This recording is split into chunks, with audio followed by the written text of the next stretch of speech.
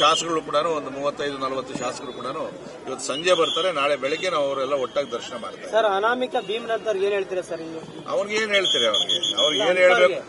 ಅಂತವ್ರಿಗಲ್ಲ, ಅದೇನ್ ಹೇಳ್ಬೇಕು ಅಂತ ಹೇಳಿ ಕಾನೂನಲ್ಲಿ ಅವಕಾಶ ಇದೆ ಅವ್ರಿಗೆ.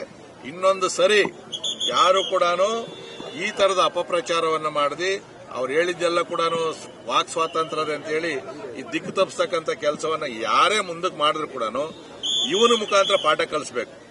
ಈ ಭೀಮನಿಗೆ ಇವತ್ತೇನು ಸುಳ್ಳು ಹೇಳಿ ಇಷ್ಟೊಂದು ಲಕ್ಷಾಂತರ ರೂಪಾಯಿ ಹಣ ವ್ಯಯ ಮಾಡಿದ್ದಾನೆ. ಇಡೀ ದೇಶದಾದ್ಯಂತ ಜನ ಬೆಳಗ್ಗೆ ಎದ್ರೆ ಟಿವಿ ನೋಡೋದಾಗಿತ್ತು ನಮ್ದೆಲ್ಲ ಕೂಡ.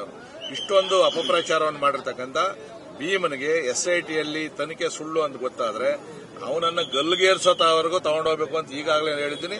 ಅದನ್ನೇ ಪುನರುಚ್ಚಾರ ಮಾಡ್ತೀನಿ. ಸರ್, ಅನಾಮಿಕನಿಂದ ಇಬ್ಬರ ಹೆಸರು ಕೇಳಿ ಬರ್ತಾ ಇದೆ ಸರ್, ಪ್ರಮುಖವಾಗಿ ಅವ್ರ ವಿರುದ್ಧ ಏನು ಕ್ರಮ ಆಗುತ್ತೆ?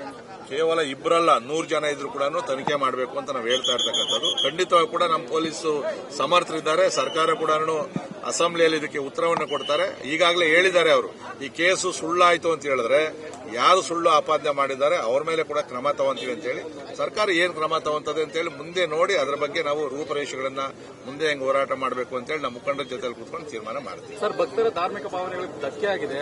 ಇದನ್ನ ನೀವು ಮತ್ತೆ ತುಂಬುವಂತ ಕೆಲಸವನ್ನ ಮಾಡ್ತಿದ್ದೀರಿ, ಏನ್ ಸಂದೇಶ ಕೊಡ್ತಿದ್ದೀರಿ ಸರ್?